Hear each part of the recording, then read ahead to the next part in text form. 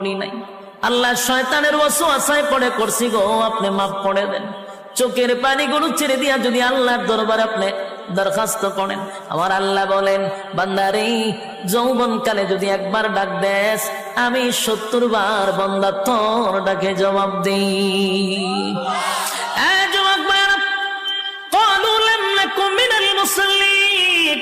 যারা দুনিয়ার জমিনে মুসল্লি ছিল না তারাই তো জাহান্নামী, এক নম্বরে জাহান্নামে যাওয়ার কারণ। আল্লাহর নবী বলেন, উম্মতেরারে হাশরের মাঠে যদি হিসাব হয়, আউয়ালু মা ইউহাসাবু বিহিল আবদু ইয়াউমাল কিয়ামাতিস সালাহ, কিয়ামতের ময়দানে সর্বপ্রথম হিসাবটা হবে নামাজের।